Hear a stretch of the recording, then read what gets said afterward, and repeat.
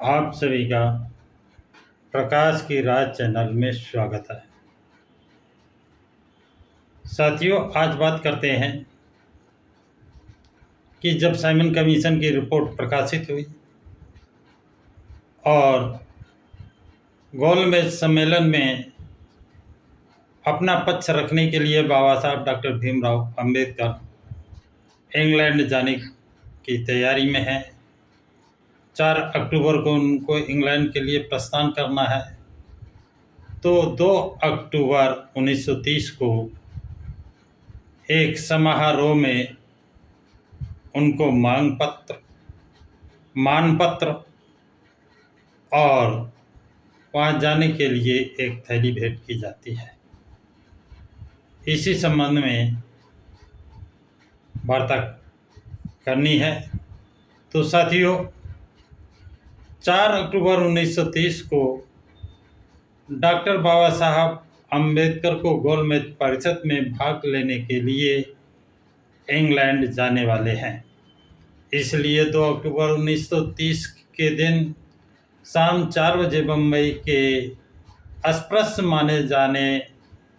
माने गए लोगों की ओर से डॉक्टर बाबा साहब अंबेडकर को मानपत्र और थैली अर्पण करने का समारोह डॉक्टर सोलंकी की अध्यक्षता में दामोदर हॉल के मैदान में हुआ।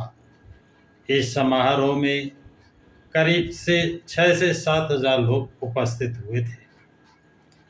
अध्यक्ष के भाषण के बाद महासचिव श्री सीताराम नामदेव सीतारकन जी ने मानपत्र पढ़कर सुनाया।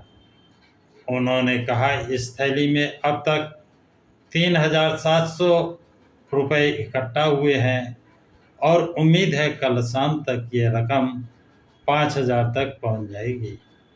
मानपत्र इस प्रकार था कि doctor Bhimrao Ramji Ambedkar MA PhD DSc वार एट लॉ MLC परम प्रिय महाराज, भारत को ग्रेट ब्रिटेन द्वारा स्वराज के अधिकार देने के मामले में बातचीत करने के लिए लंदन में होने वाले गोलमेज सम्मेलन में हिस्सा लेने के लिए सरकार से आमंत्रण पाकर आप जा रहे हैं।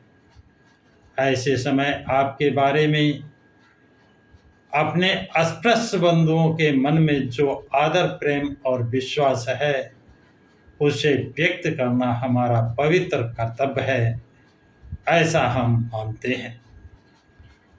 आपने जो प्रशंसनीय ज्ञान प्राप्त किया है और जिसके कारण आपको जो अनुभव प्राप्त हुए हैं, उनका उपयोग अपने देश और अपने देश बंधुओं के हित के लिए उपयोग करने का समय आ गया है, जिसके लिए हम आपका हार्दिक अभिनंदन करते हैं।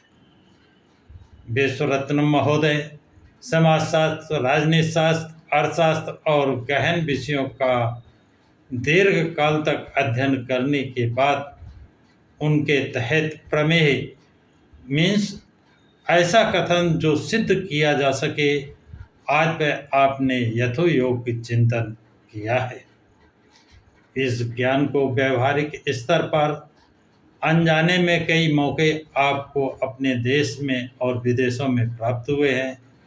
अपने देश की उन्नति के लिए किन बातों की फिलहाल आवश्यकता है, यह आपने मन में तय किया हुआ है। इन बातों से हमें अनुभव हुआ है कि किसी बात का निडरता से और निरपेक्ष बुद्धि से समर्थन करने का मानसिक धैर्य आपके पास है। इसलिए आप जिस काम के लिए जा रहे हैं, उसमें आपके इन प्रशंसनीय गुणों को सुयोग्य निर्देशन मिलेगा और एक सच्चे देशभक्त और सत्यनिष्ठ होने की आपकी कीर्ति में और इजाफा होगा, इसका हम पूरा भरोसा करते हैं। लोभ और लाभ के वशीभूत होकर स्वदेश के वास्तविक चिरस्थायी कल्याण की बातों से आप उदासीन नहीं होंगे। या उन पर अमल करने में आप बिल्कुल नहीं चूकेंगे। इसका हमें पूर्ण विश्वास है। हमारी संस्कृत अत्युच्च मराठी शब्द इसका मतलब बहुत ऊंचा या बहुत बड़ा होता है। दर्जे के होने के कारण आपसे इस तरह का कार्य नहीं होगा, इसका हमें पूरा भरोसा है।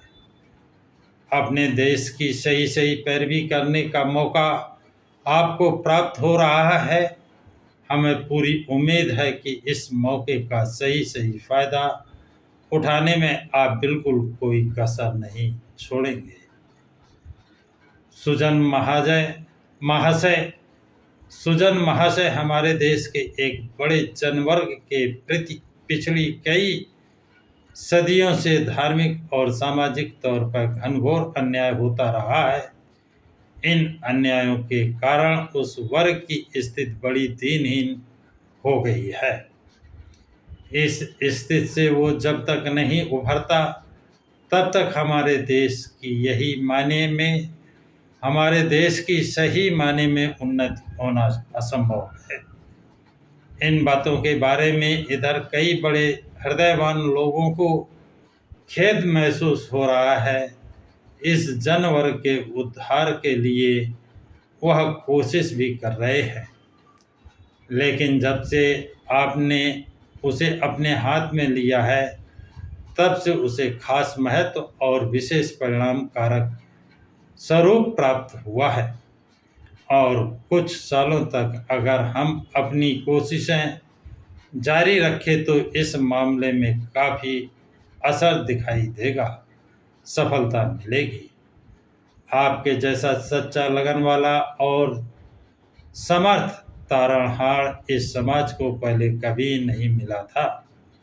आज जो कोशिश कर रहे हैं उसके कारण इस वर्ग के लिए आप देवता समान बन गए हैं। आप पर उनकी प्रगाढ़ श्रद्धा है, आपके प्रति उनके मन में भक्ति भाव है। आप उनके इन भावों के लिए सर्वथा सुयोग्य है। उनके हित के लिए कोई भी आत्मयज्ञ करने के लिए आप हमेशा सिद्ध होते हैं। आपकी योग्यता बहुत बड़ी है, इसलिए आपके व्यक्तित्व का, बुद्धिमत्ता का और स्वहितकारकता मतलब मन और पूर्ण निष्ठा से किए गए कार्य में कौन सा भाव प्रमुख होता है के परिणाम सब लोगों के मन पर बेहतरीन ही होता है। आपके निश्चय और योग व्यक्तित्व का इन लोगों को राजनैतिक अधिकार दिलाने में बेहतर उपयोग होने वाला है।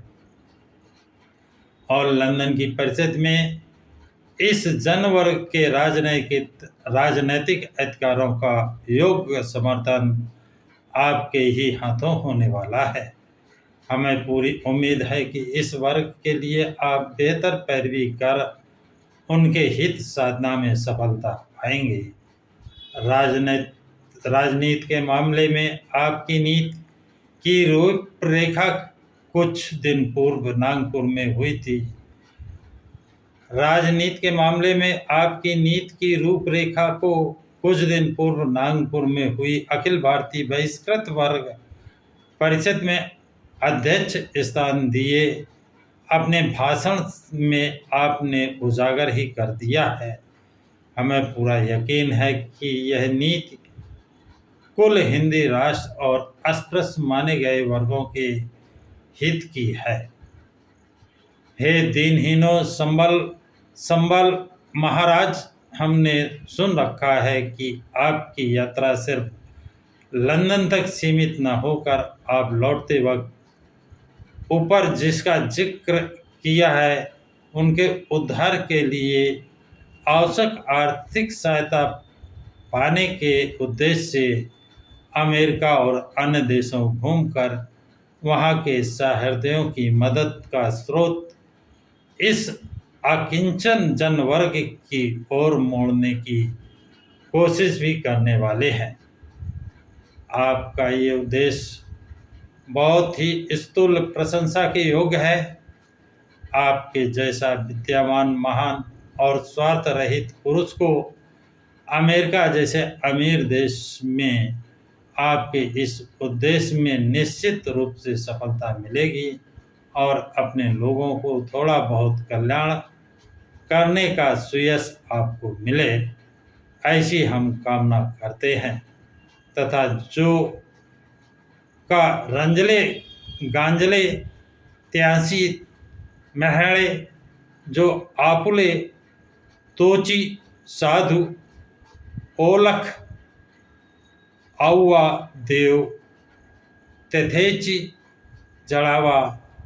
इसका मतलब जो दुखी है, परेशान है, उन्हें जो अपना मानता है उसमें साधु पहचाने, भगवान का वही दर्शन करें। इस साधु भक्ति की तरह आप सर्वमान और सर्वपूज्य हो और आपका जीवन सफल रहे। आखिर में हम मन से यही चाहते हैं कि आपकी ये यात्रा अत्यंत सफल रहे और आपका स्वास्थ्य बेहतरीन रहे। आप जिस काम को करने के लिए जा रहे हैं उसे पूरा करने की सामर्थ्य, ऊर्जा आपके पास बनी रहे और सुकीर्त संपादन कर आप सकुशल स्वदेश लौट आए और हम सब आपके आने का उत्कंठा से इंतज़ार करते रहेंगे। मानपत्र पढ़ने के बाद उसे थैली के साथ अध्यक्ष डॉक्टर सोलंकी के हाथों अर्पण किया गया। डॉक्टर अंबेडकर ने उसको सहर्ष स्वीकार किया।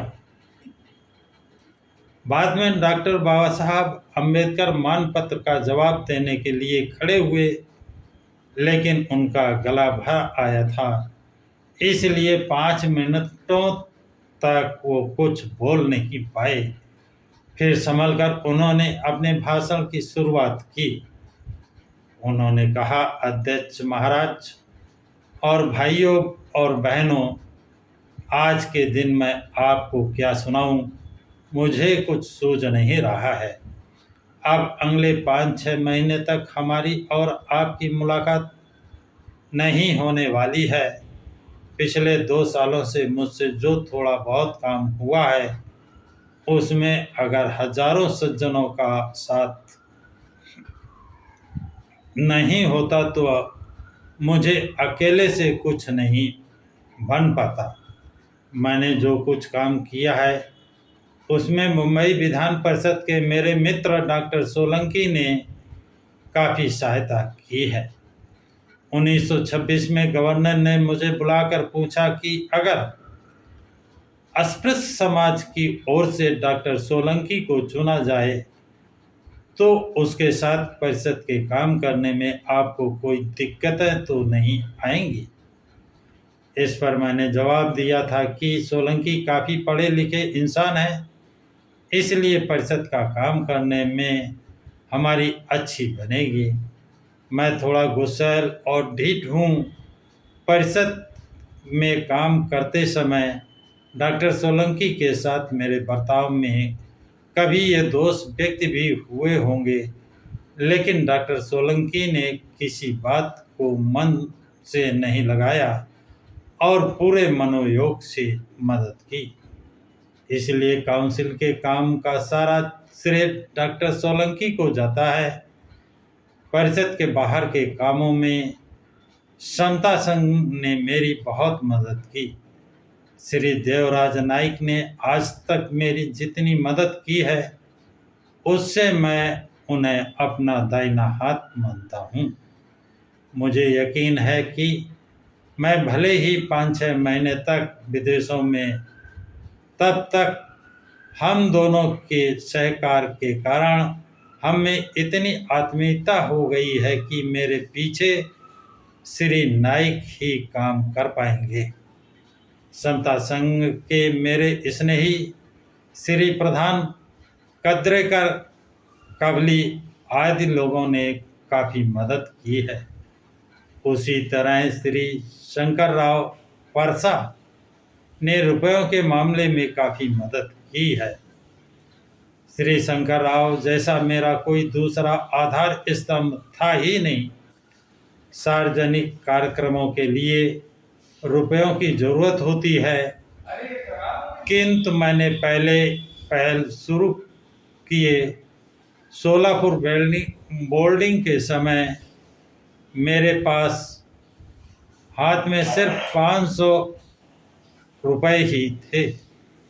बाद में एक ज्यों दोस्त को 1000 की प्रामिसरी नोट वचन पत्र लिख कर दी और इस तरह ये बोर्डिंग संस्था शुरू हुई। इस काम में श्री शंकर राव ने बहुत मदद की। प्रेस खरीदने के लिए उन्होंने रुपए 1800 की मदद की। आज तक अस्पृश्य वर्ग के लिए जो थोड़ी बहुत सेवा मुझसे बन पाई है, उसका सारा श्रेय अलग अलग कामों में मेरे सहयोगियों को जाता है। आप जो थैली और मानपत्र दे रहे हैं, उसको मैं स्वीकार करता हूँ, लेकिन इस थैली की रकम का अपने निजी कामों के लिए बिल्कुल उपयोग नहीं करना है। जिस गरीब समाज की मदद से ये रकम इकट्ठा हुई है, उसी गरीब समाज के कामों के लिए इसका उपयोग होना है।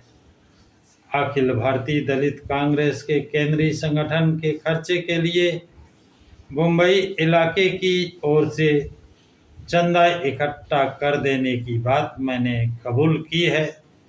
इस काम के लिए इसमें से थोड़ी रकम डॉक्टर सोलंकी के पास जमा कर जा रहा हूँ। बहिष्कृत कांग्रेस के लिए उन्हें इस रकम का उपयोग करना है, बाकी रकम का इस्तेमाल अलग ढंग से किया जाना है।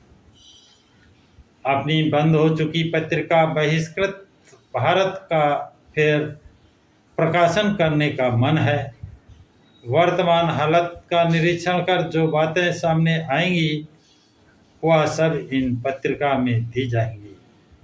इसका नाम बदलने का मैंने निश्चय किया है, क्योंकि इस नाम के कारण कई लोग हमारी पत्रिका खरीदने से झिझकते थे, नहीं खरीदते थे। इससे हमारी बात सारी जनता तक पहुँचे, ये हमारी मंशा पूरी नहीं होती थी। इसलिए पत्रिका नाम बदलने का मैंने निश्चय किया है। अब पत्रिका का नाम जनता होगा और उसका संपादन की जिम्मेदारी श्री देवराव नाइक की होगी। इस पत्रिका के लिए ग्राहक दिलाने की आप कोशिश करें। थैली की रकम का कुछ हिस्सा मेरे द्वारा चलाए जा रहे बोर्डिंग को दिया जाएगा। इस प्रकार थैली के पैसों का इस्तेमाल किया जाएगा। गोलमेज सम्मेलन के लिए विलायत जाने आने का खर्च अगर अंग्रेज सरकार दे रही है, तो फिर ये थैली किस लिए? इस तरह का सवाल आपसे कुछ लोगों के मन में आना सहज है, लेकिन जिस समय मुझे आपकी मदद की ज़रूरत थी, तब भी जहां मैंने आपसे मदद लेने की उम्मीद नहीं रखी, तब मेरे निजी कामों के लिए भी आपकी मदद की ज़रूरत नहीं होगी। जब ज़रूरत होगी, तब मैं ज़रूर आपसे मदद मांग लूँगा। मैं गोलमेज परिषद के लिए जाने वाला हूँ।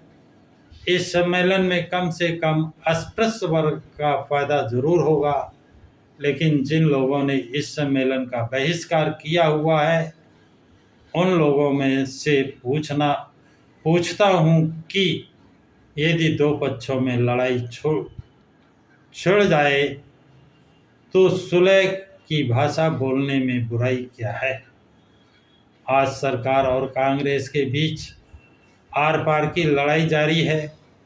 कांग्रेस के आंदोलन के कारण सरकार का नुकसान होता है।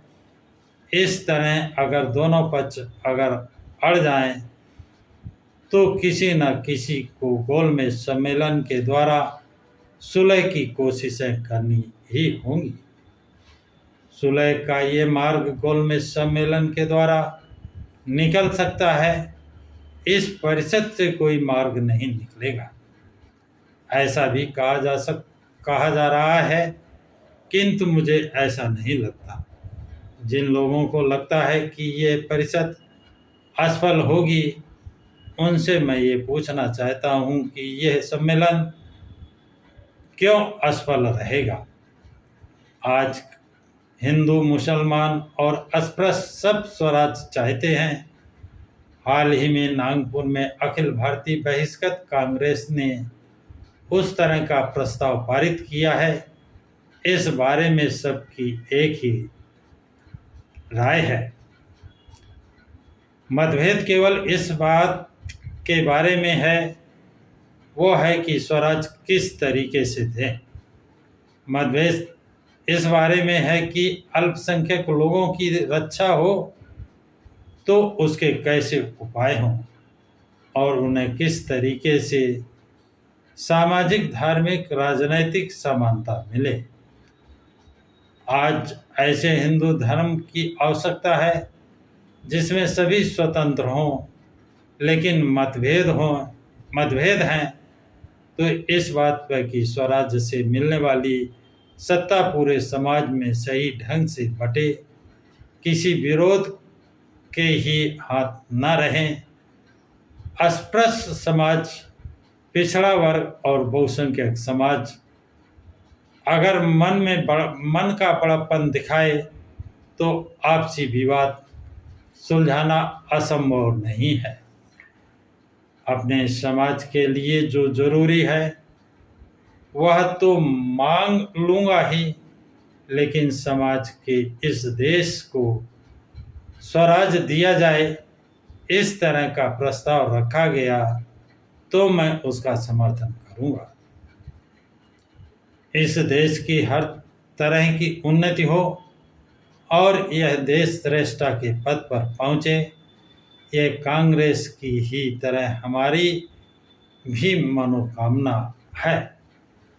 आखिर गोलमेज सम्मेलन पूरा होने के बाद मैं लोक जागृति का काम करना चाहता हूँ। यह बेहद महत्वपूर्ण काम है।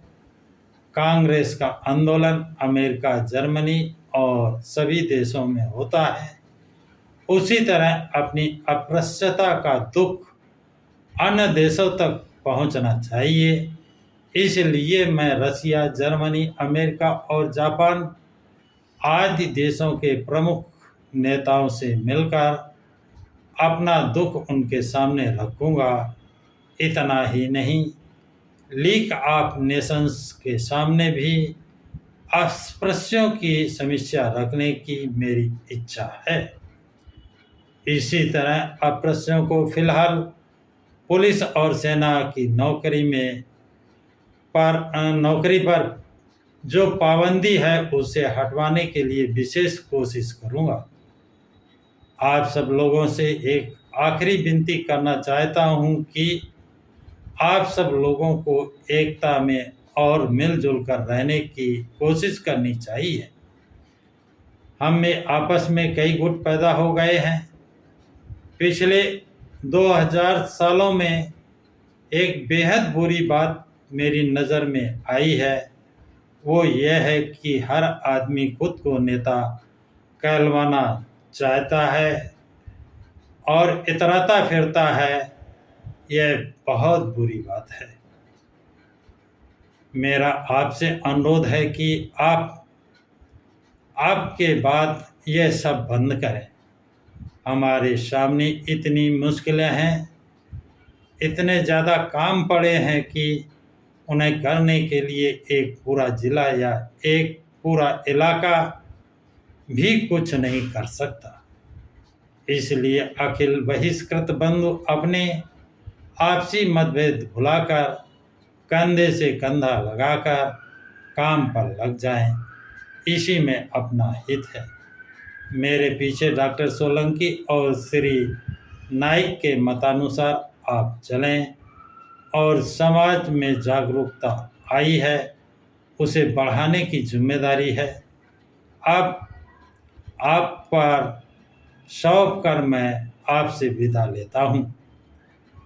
सुना गया है कि सभा खत्म होने के बाद, यानी बाबा साहब की विदा लेने के बाद, ये सुना गया कि सभा खत्म होने के बाद अप्रस्त लोग वहाँ से बाहर निकले।